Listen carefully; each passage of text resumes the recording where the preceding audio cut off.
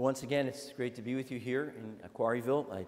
It's not my first visit to Quarryville, actually. I spent a number of weeks over a period of years at Black Rock Retreat House with young men discerning the priesthood when I was rector of St. Charles Borromeo Seminary in Philadelphia.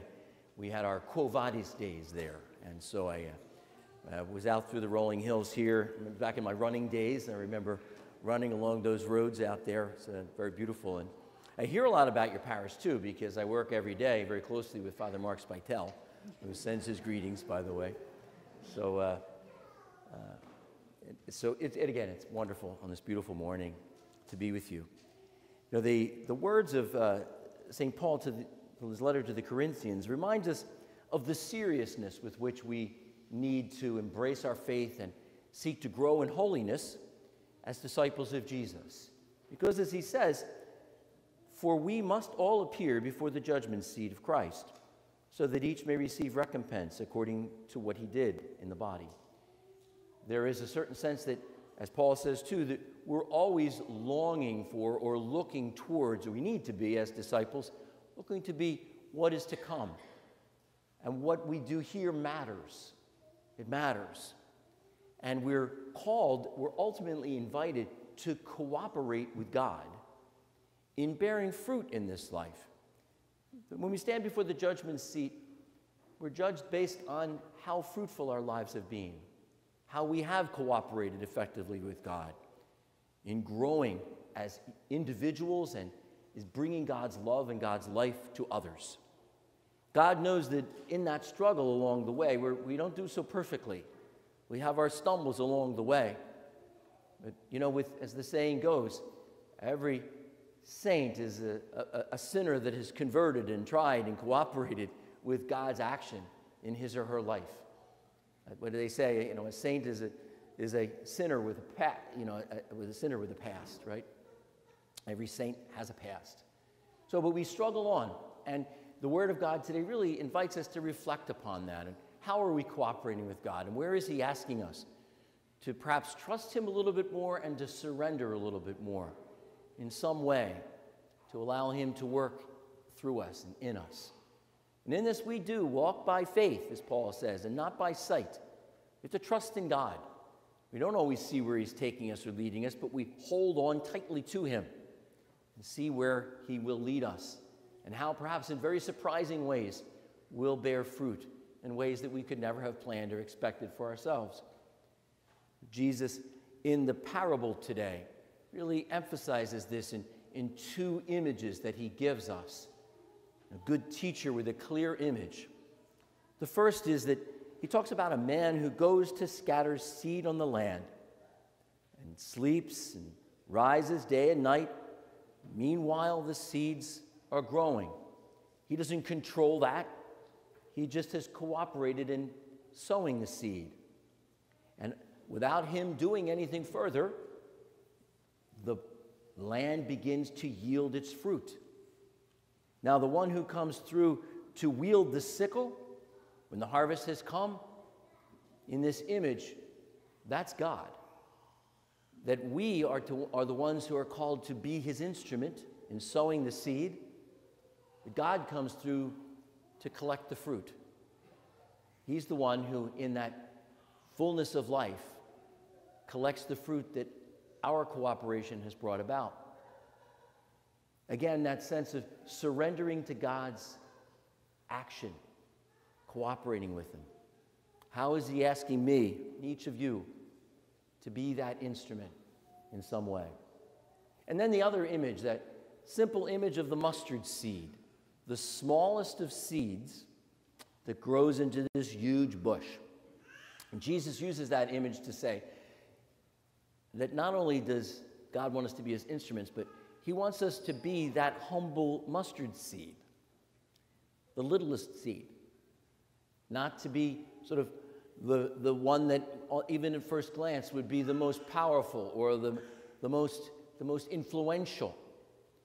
But there's a certain humility that we're called to if we're to cooperate with God's action. To be, as Ezekiel had foretold in the first reading, to be that tender shoot that God tears off and plants on a high, lofty mountain. And so we were told that God brings low the high tree, but lifts high the lowly tree, to the extent to which we can, again, be that tender shoot, the mustard seed, the one who cooperates with the farmer and sows the seed. That's where we find God's fruitfulness appearing through us, when we truly are letting ourselves be shaped by his grace. And the psalmist assures us that this is a safe thing to do, trusting God this way, to abandon ourselves to his will, because God is faithful and kind. The just one flourishes, and we bear fruit, even as the psalmist says, in old age. Vigorous and sturdy shall we be. But that fruitfulness continues throughout our lives if we say yes to God. Now, I can point to situations in my life where God has taken me in an unexpected direction. And I would have perhaps wanted to sort of have my own path charted, and I have my own direction planned. But God sort of taps us on the shoulder and says, no, it's here. And it happened to me about a year ago when I was installed as your new bishop. Wasn't planning on that time. It's funny. I was the rector of the seminary, and then I had worked the year before I came to Harrisburg. I was working full-time on the construction of a new campus for St. Charles, and also raising a lot of money to pay for it. So that was enough of a job, and my successor, now Bishop Keith Chilinsky, had become rector. But I was deeply invested in this project. And guess what? God said, you've done enough.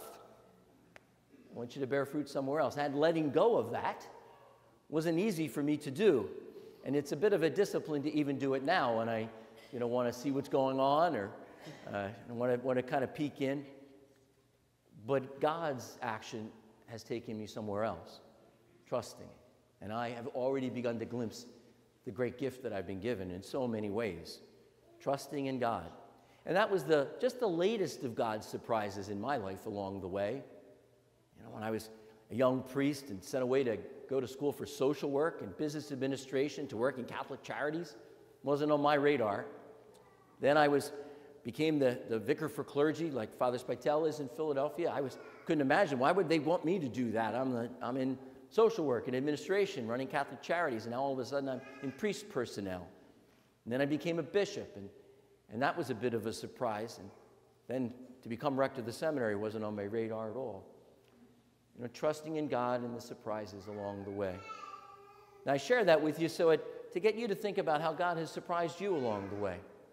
Where have been the twists and turns? Where have you then discovered, by following that path that God was showing to you, things ended up being very fruitful, very good, very blessed, because we were kind of like the mustard seed, trusting in God, to be that tender shoot, to let God take us and plant us where he wants us, with whom he wants us, and doing what he wants us to do.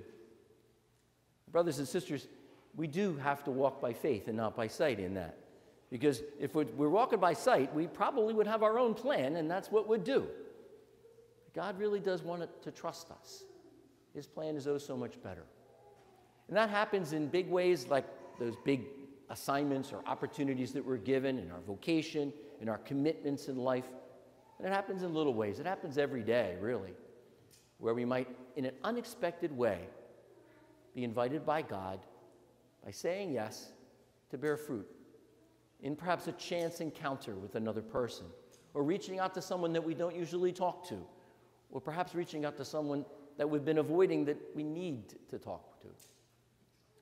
Let's be open to how God is always looking to have us cooperate with him to sow the seeds so that he will come and bear the fruit, or to be that mustard seed, to be the tender shoot that he plants.